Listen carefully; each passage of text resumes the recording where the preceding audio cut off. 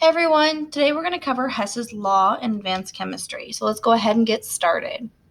So it is often possible to calculate the delta H for a reaction from tabulated delta H values of other reactions. So let's kind of go over what delta H is.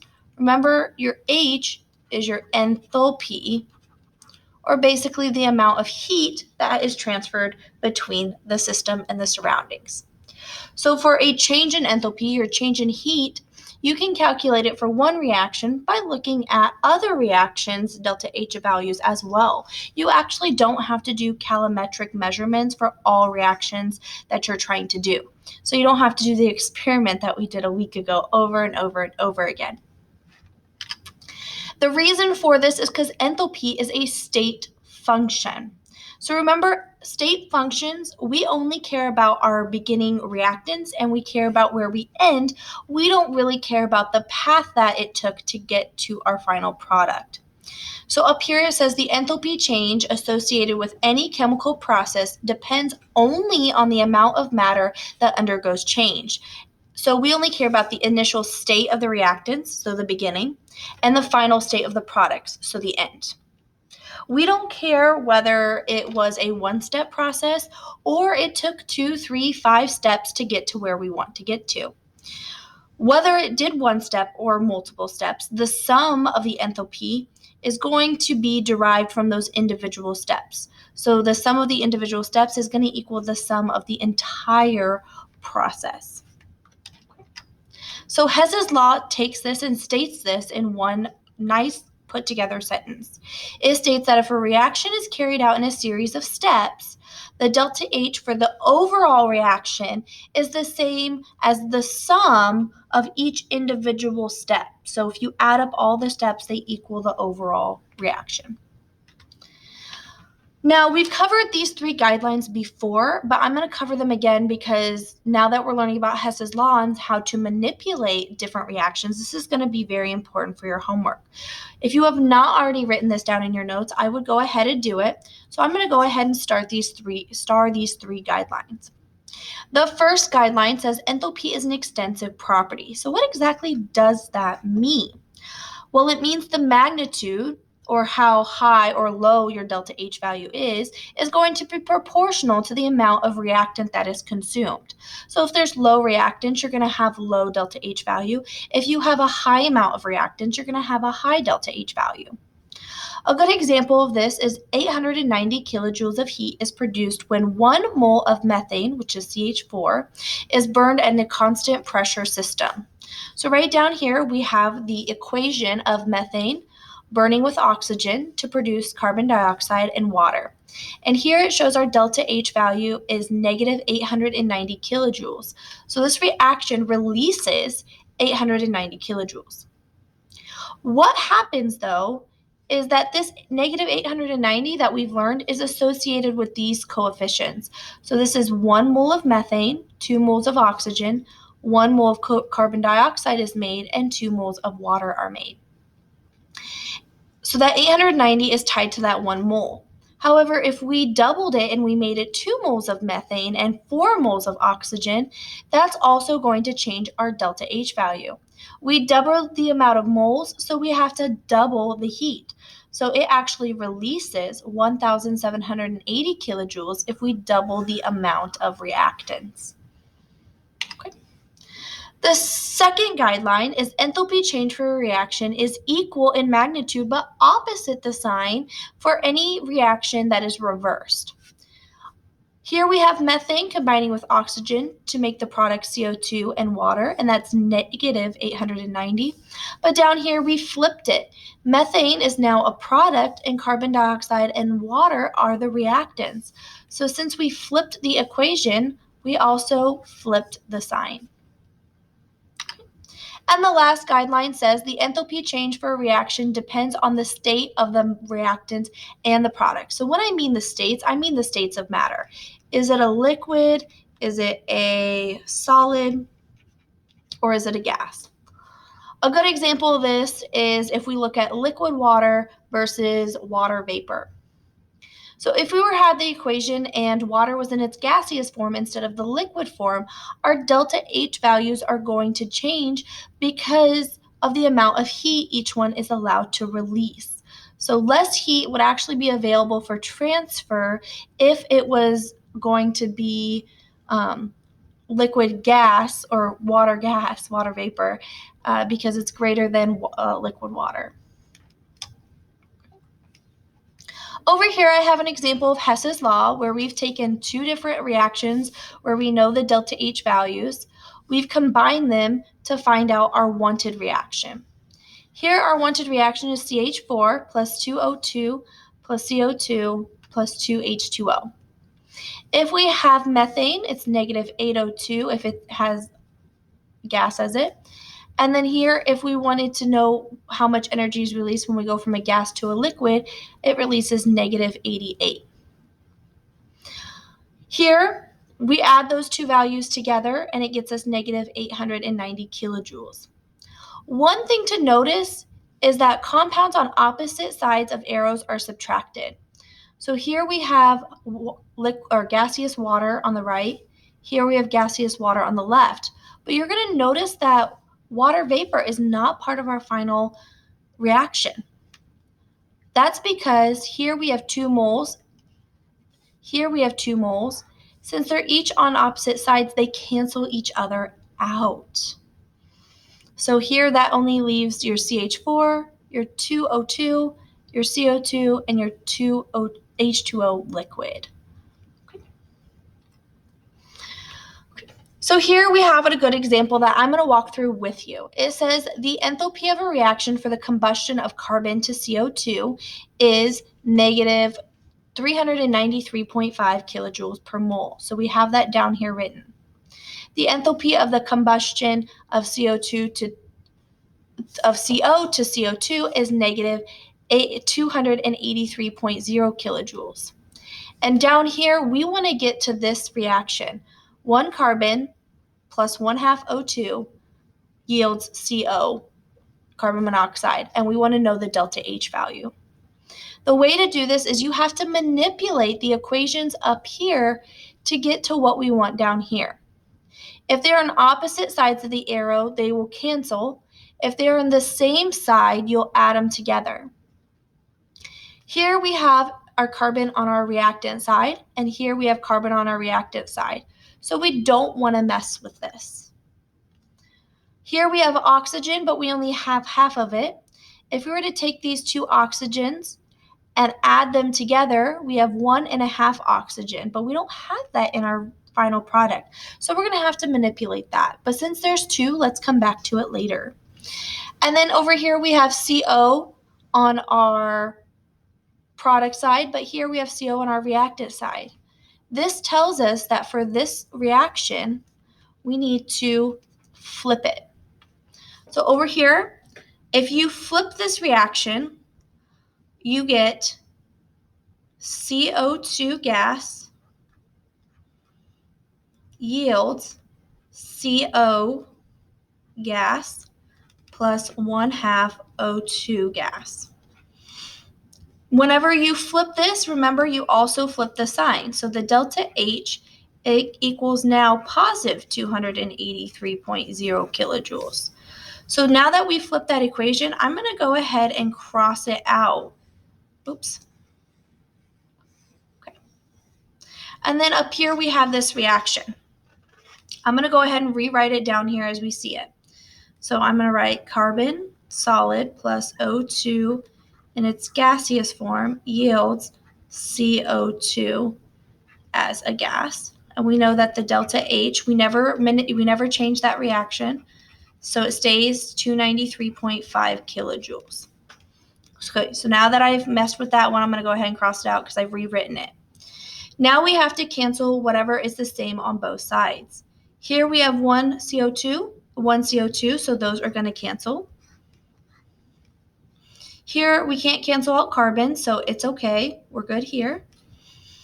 O2, 1/2 O2. Well, here we have 1 O2. Here we have half.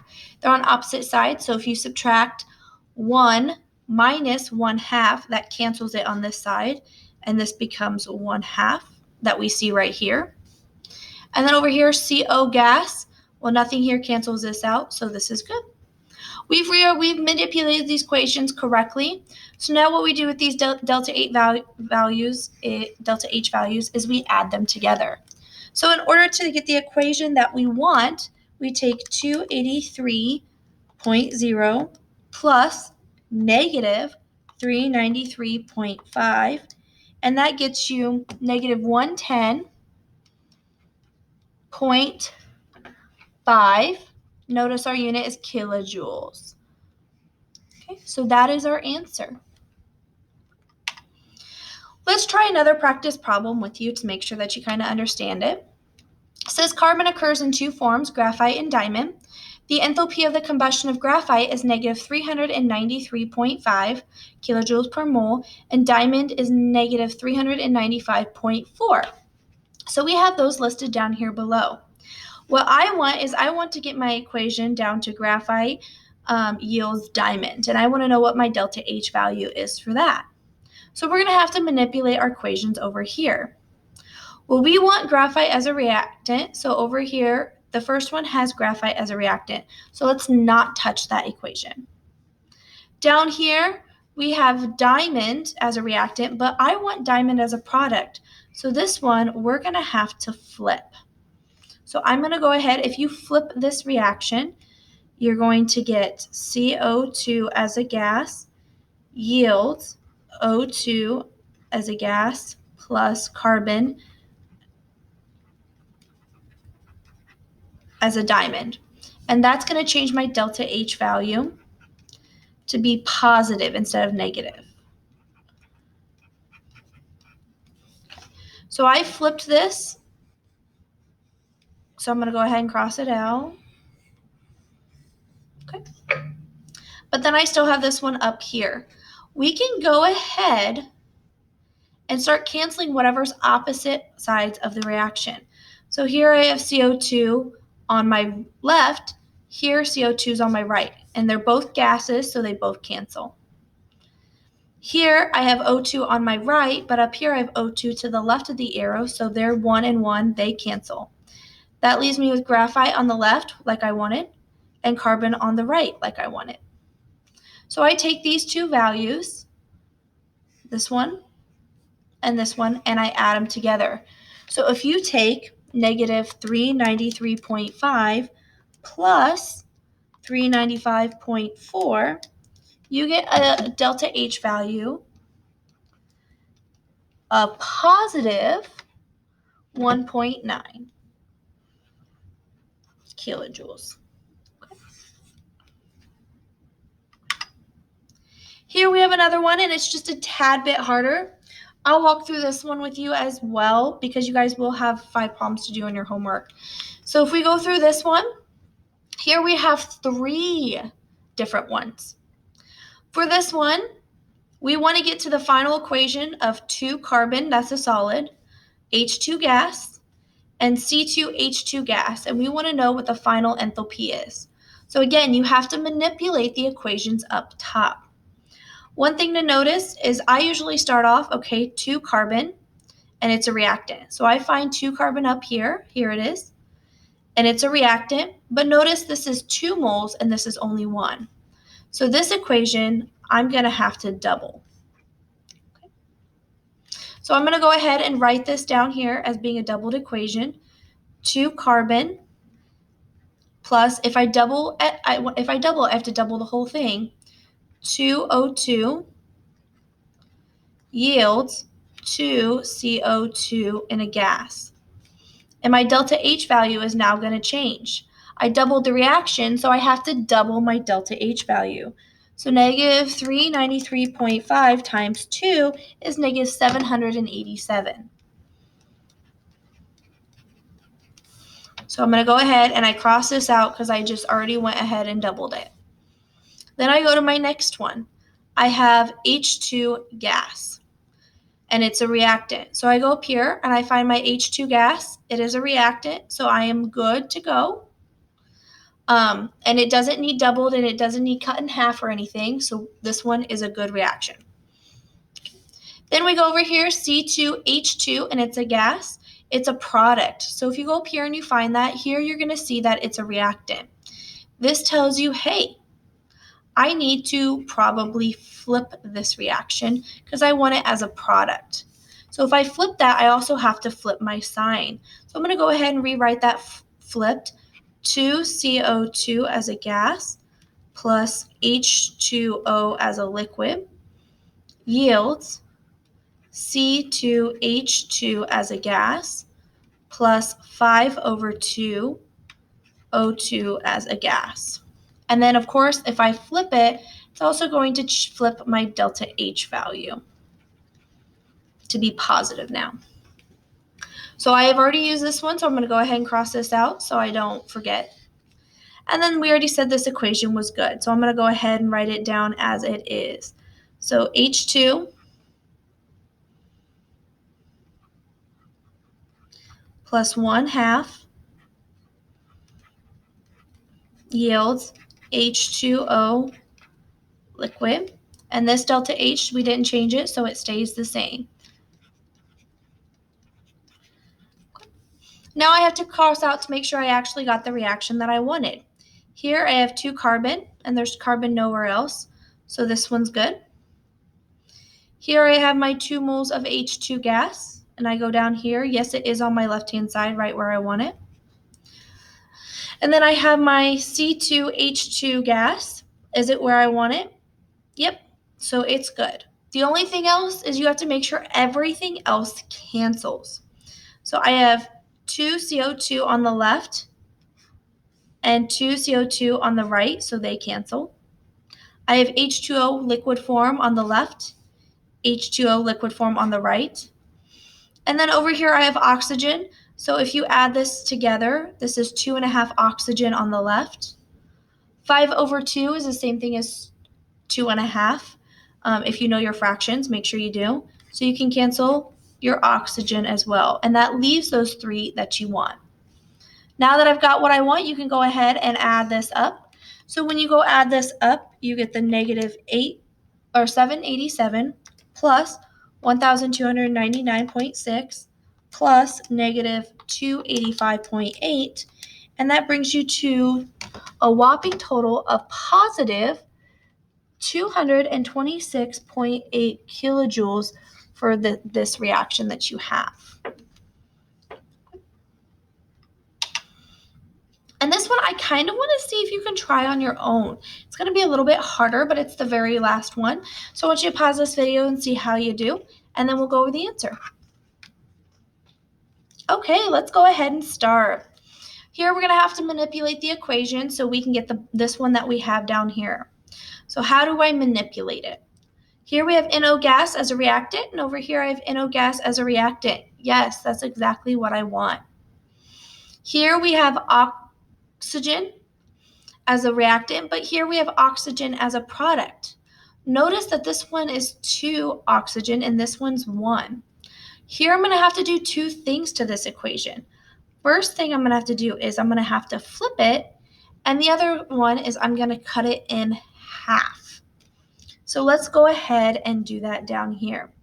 If I'm going to flip it, I have oxygen, that's a gas, is going to yield 1/2, because I cut it in half, O2, that is a gas. Since I both flipped and cut this in half, I have to do the same thing over here. This is now -495 divided by 2 is -247.5.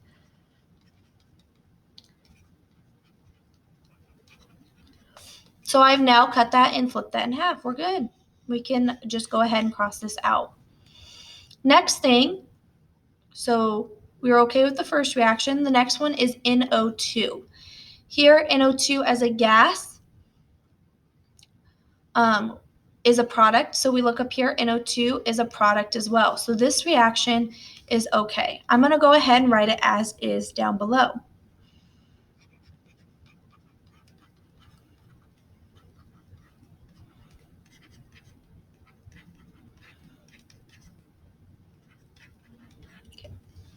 One thing, however, you're going to notice about this reaction is we have this middle one that we haven't even touched, and you're probably wondering yourself, what do I do about it?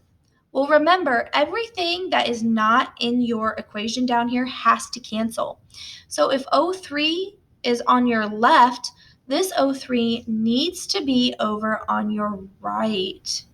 So we have to go ahead and we have to go take care of that. So let's take care of that. And we actually have to flip this. So here we're going to have 3 over 2 O2, that's a gas, is going to yield O3, that is a gas. And that's going to change this delta H value. And it's going to flip to be positive 142.3 kilojoules instead. Remember, this one never changed. It stayed the same. So now you got to go ahead and cancel everything on opposite sides.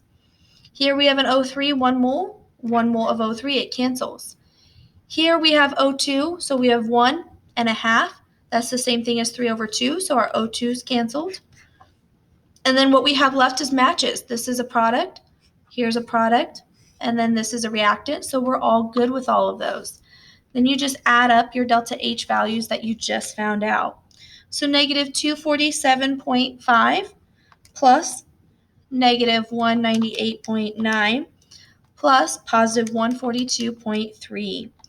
And that gives you negative 304.1. So how did you do with manipulating that? So that's the end of the lesson. Let me know if you have any questions, and I'll be more than happy to help. Hope you have a good day.